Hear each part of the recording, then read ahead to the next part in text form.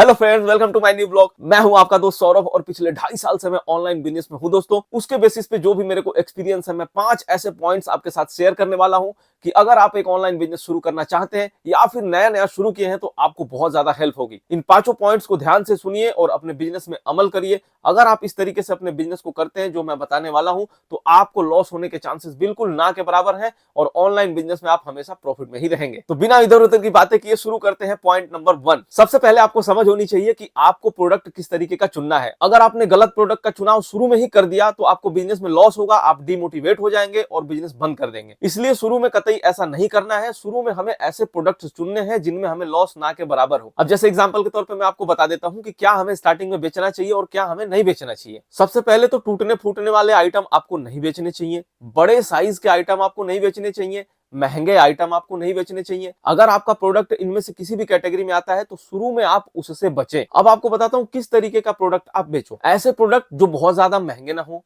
ऐसे प्रोडक्ट जो जल्दी टूटे नहीं, क्योंकि कस्टमर क्या होता है ना, कई बार लापरवाही से रखते हैं। कई बार क्या होता है 2-4 दिन यूज किए, अगर आपका सामान टूट गया तो विद इन 7 डेज रिप्लेसमेंट या रिटर्न का ऑप्शन रहता है, तो वो लोग रिटर्न या रिप्लेस कर सकते हैं आपके प्रोडक्ट को। और तीसरा, प्रोडक्ट का साइज बहुत बड़ा ना हो, क्योंकि अगर आपने बड़े साइज का प्रोडक्ट का चुनाव किया तो उस पर शिपिंग चार्जेस बहुत ज्यादा लगेंगे। जब कस्टमर रिटर्न आएगा तो उस पर भी बहुत ज्यादा चार्जेस लगेगा। और अगर आपको प्रॉफिट बहुत ज्यादा नहीं हो रहा है उस प्रोडक्ट पे और रिटर्न में चार्जेस आप ज्यादा देंगे शुरू में ही, तो आपको लॉस हो जाएगा। तो उम्मीद है कि आप समझ गए होंगे कि आपको किस तरीके का प्रोडक्ट स्टार्टिंग में चूज करना है। दोस्तों, कल यानी 26 अक्टूबर दिन रविवार को मैं लाइव आ रहा हूं दोस्तों। 11 बजे का टाइम मैंने पहले दिया था, लेकिन थोड़ा सा कुछ काम आ गया है मेरे को। मेरी फैमिली गांव जा रही है तो उन लोगों को स्टेशन छोड़ने जाना है मुझे। तो दिन के 2 बजे से अब हम लाइव आएंगे दोस्तों। आपको जो भी असुविधा होगी उसके लिए मैं क्षमा चाहता हूं, क्योंकि समय मैं पहले से दिया था तो बहुत सारे लोग होंगे जो उस टाइम पे निकाले होंगे अपना, तो क्षमा करिएगा। क्योंकि हमने तत्काल टिकट निकाला है दोस्तों, तो आज ही हमने टिकट निकाला उसका, तो इसी वजह से उस टाइम पे अब मैं लाइव नहीं आ पाऊंगा। माफी चाहता हूं आप लोगों से। 2 बजे दिन के कल मिलते हैं दोस्तों। आप हमारा दूसरा पॉइंट है दोस्तों, पैकेजिंग।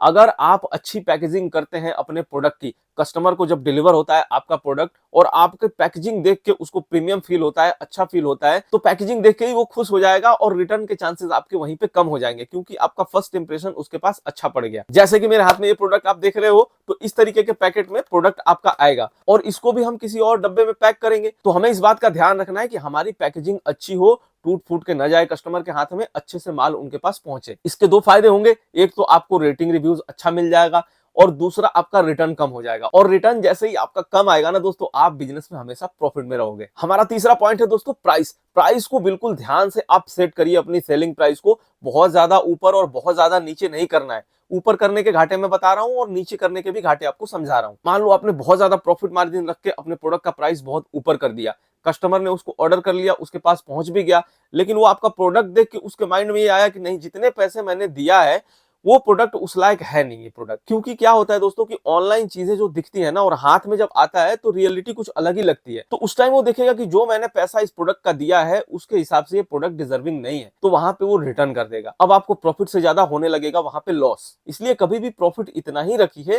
कि मार्केट में आप कंपटीशन एक बना के रखिए और बहुत ज्यादा लो भी नहीं करना है। आपको फायदा हो जाए इतना आप उस पर प्रॉफिट बना के रखिए। एक आपको अंदाजा भी दे देता हूं कि जैसे मान लीजिए कि आप 100 से या 150 के बीच का कोई प्रोडक्ट लाते हो, इसी तरीके से आपका प्रोडक्ट जितने गुना होगा उस हिसाब से आप प्राइस को, प्रॉफिट को उतना गुना कर लेना। तो 100 या 150 के बीच में अगर आपका प्रोडक्ट रहता है 100-150 का, तो उस पे आप 70 से लेके 100 रुपए तक का प्रॉफिट आप अपना जोड़ के चलिएगा। उतना आप लेके चलना। अगर उससे आप कम लोगे तो जो रिटर्न आएंगे ना वहां पे आपको लॉस हो जाएगा। 60 रुपए भी रख सकते हो, ऐसा कुछ नहीं है, 60 पे भी आपको लॉस नहीं होगा। तो 60 से 100 मान लो, 60 से 100 के बीच में आप अपने प्रॉफिट को रख सकते हैं अपने प्रोडक्ट पे, और उतने पे आप बेचेंगे तो आपको लॉस नहीं होगा। जैसे मान लो मैं 1.5 पे 100 रुपए बता रहा हूँ कि 150 का प्रोडक्ट है तो 100 रुपए प्रॉफिट रखो। तो ऐसे ही अगर आपने 450 का कोई प्रोडक्ट खरीदा तो उस पे 200 से 300 के बीच में आप उस पे प्रॉफिट रखिए। कम से कम 200-250 रुपए तो जरूर रखिए। 200-250 रुपए नहीं रखेंगे ना तो उस पे क्या होगा कि आपके प्रोडक्ट भी कई बार लॉस में हो जाते हैं। आपके प्रोडक्ट को तोड़ के भेजा जाएगा, आपका प्रोडक्ट गायब हो जाएगा, आपके पास पहुंचेगा ही नहीं। तो ऐसे में क्या होगा कि आपको लॉस ज्यादा हो जाएगा। 450 का प्रोडक्ट एक ही बार में गायब होगा, वहां पे रिटर्न से ज्यादा आपको प्रोडक्ट में लॉस हो जाएगा। तो प्रॉफिट मार्जिन अगर अच्छा ठीक ठाक नहीं उस पर बना के चलेंगे तो वो आप रिकवर कैसे करेंगे? आपका जो प्रोडक्ट टूट जाएगा या फिर कुरियर में जो आपको लॉस हो जाएगा, कस्टमर रिटर्न में जो आपको लॉस होगा, उसको आप कवर कैसे करेंगे? अगर इससे आपने कम पे प्रॉफिट बेचा ना तो आपको लॉस होना पक्का तय है। लॉन्ग टर्म में आपको लॉस हो जाएगा। हो सकता है शुरू के दिनों में आपके पास कस्टमर रिटर्न ज्यादा ना आए हो सकता है आपके प्रोडक्ट गायब ना हो और आप कुछ दिनों तक प्रॉफिट में रह गए, लेकिन लॉन्ग टर्म तक करोगे ना तो आपके साथ ये सब चीजें होंगी। और इसी से बचने के लिए सेलरों को मैं हमेशा बोलता हूं, प्रॉफिट मार्जिन अपना इस तरीके से बना के रखिए कि आपको लॉस ना हो। हमारा चौथा पॉइंट है दोस्तों कि लिस्टिंग करते वक्त साइज और कलर का बिल्कुल ध्यान रखें। जो फोटो आप डालते हो लिस्टिंग के टाइम में, आपके प्रोडक्ट का कलर उस फोटो में जो कलर दिख रहा है उससे मैच करना चाहिए।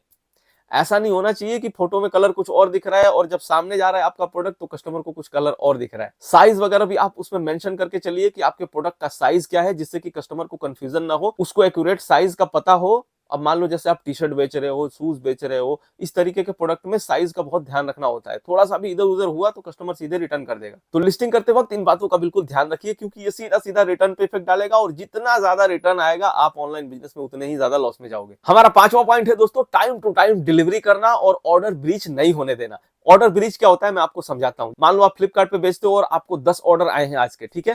फ्लिपकार्ट ने आपको टाइम दिया है कि दिन के 12 बजे जो है ये सारे ऑर्डर आप आगे की तरफ मूव कर देना, जिससे कि पिकअप बॉय जो है उनको पता चल जाए कि आज मुझे जाना है इस सेलर के पास से इतने ऑर्डर पिक करने हैं। तो उसका एक टाइम होता है। तो मान लो 12 बजे का फ्लिपकार्ट आपको टाइम दिया है, आपको 10 ऑर्डर आए हैं या 100 ऑर्डर आए हैं, जो भी आए हैं, ठीक 12 बजे से पहले तक आपको उस ऑर्डर को नेक्स्ट स्टेप में शिप कर देना है। आप पे ब्रीच नहीं लगेगा। जितना ज्यादा ऑर्डर ब्रीच होगा, अगर आपने लेट किया तो ब्रीच लगेगा, और जितना ज्यादा ब्रीच लगेगा ना फिर आपके ऑर्डर पे फर्क पड़ेगा, आपको ऑर्डर ज्यादा नहीं आएंगे। और अगर ऑर्डर ज्यादा नहीं आए तो फिर वहां पे भी आपको लॉस है, क्योंकि आप बिजनेस उसी के लिए किए हो कि आपको ज्यादा से ज्यादा ऑर्डर हो, ज्यादा से ज्यादा प्रॉफिट आए। तो आपको खास ध्यान रखना है इस बात का कि ऑर्डर ब्रीच नहीं होने चाहिए आपके। और टाइम टू टाइम डिलीवरी क्या है दोस्तों, जैसे मान लो कि मेरे को फ्लिपकार्ट बोल रहा है कि इतने ऑर्डर आए हैं, आज आपको ये सारा डिलीवर करना है, तो उस दिन आप सारा डिलीवर करिए। ऐसा नहीं होना चाहिए कि आपने आज उसको शिप कर दिया और कल सोच रहे हो, परसों सोच रहे हो कि मैं कल भेजूंगा, परसों भेजूंगा। इस तरीके से नहीं होता है। टाइम टू टाइम अगर आप ऑर्डर को डिस्पैच करेंगे तभी फ्लिपकार्ट का जो एल्गोरिथम है वो देखेगा कि ये अकाउंट प्रॉपर काम कर रहा है, प्रॉपर ये अकाउंट हैंडल हो रहा है, तो आपकी अकाउंट की रेटिंग अच्छी होगी, प्लस में आपकी लिस्टिंग की एसईओ बढ़िया होगी और आपको अच्छे ऑर्डर आते रहेंगे हमेशा। अगर आपने लापरवाही करी, लेट ऑर्डर डिस्पैच किया, तो आपका एक तो अकाउंट की रैंकिंग घटेगी, हो सकता है आप सिल्वर में हो, गोल्ड में हो तो ब्रॉन्ज में आ जाओगे और आपके ऑर्डर गिर जाएंगे बहुत ज्यादा। तो इन 5 बातों का अगर कोई ध्यान रखेगा दोस्तों ऑनलाइन बिजनेस में, तो उसको जल्दी लॉस नहीं होगा। उम्मीद है कि ये अहम जानकारी आप लोगों को अच्छी लगी होगी दोस्तों। अच्छी लगी है तो प्लीज इस वीडियो को लाइक कर दीजिए, चैनल पर नए हैं तो चैनल को जरूर सब्सक्राइब कर लीजिए। ये वीडियो देखने के लिए आपका दिल से धन्यवाद। मिलते हैं आपसे अगले वीडियो में, तब तक के लिए tata bye bye, take care, जय हिंद।